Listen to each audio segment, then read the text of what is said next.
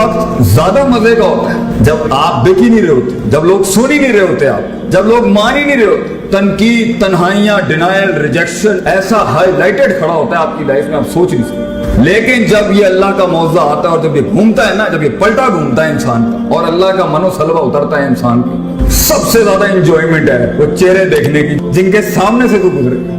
इससे बड़ा सुकून क्या हो सकता है बेटा? अल्लाह ने तुझे फतह दी दुनिया के। वो जो तेरी कब्रें खोद के आए थे और वो जो तेरे जनाजों की तैयारियां करके बैठे हुए थे और तिनके को जो अल्लाह बचाएगा ना वहां से, वो सच की ये सुकून है कि मैं इतनी गुर्बत में हिला गया दुनिया।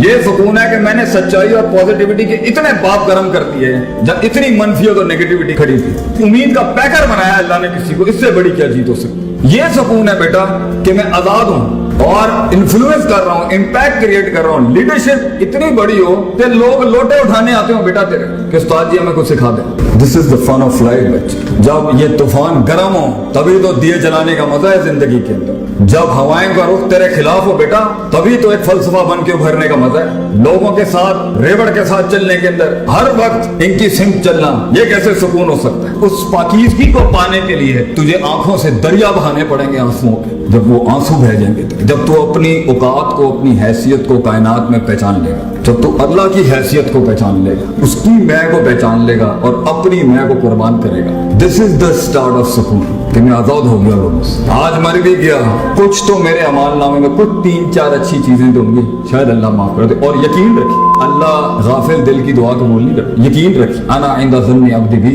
अल्लाह कहता है मैं तेरे गुमान के मुताबिक बड़ा दिल लेके आ, तुझे बड़ी सल्तनत दुनिया और आखिरत में देंगे। छोटा मसला छोटी चीज ही मिलेगी बेटा आगे से। तो आज से अपना अल्लाह के साथ ताल्लुक मजबूत कर, आज से अपने आप के साथ ताल्लुक मजबूत कर, अपने नफ्स की पाकीज़गी उनको अपनी जगह पर रखे बगैर, वज़ा पे रखे बगैर, उस कता पे रखे बगैर जहां के लिए वो उसूल बने थे। जब तक तू इफरात तफरीद और एक्सट्रीम से उस बैलेंस पर नहीं आएगा बेटा, अगर इल्म भी पढ़ा दिए ना तो शैतान बन जाएगा। बगैर वक्त लगाए आप कैसे अपने आप का तस्किया कर सकते हैं? बगैर वक्त लगाए आप उसूलों को उसकी जगह पे कैसे रख सकते हैं? बगैर वक्त लगाए हुए, बगैर टाइम लगाए हुए आप कैसे पहुंच सकते हैं वहां पे जहां आपको पता हो यहाँ इस मिजाज, इस वज़ा, इस कता, इस जमान, इस मकान, इस लहजे, इस इंटेंसिटी और इस डेंसिटी के साथ ये काम करने वाला था। ये कैसे आएगा?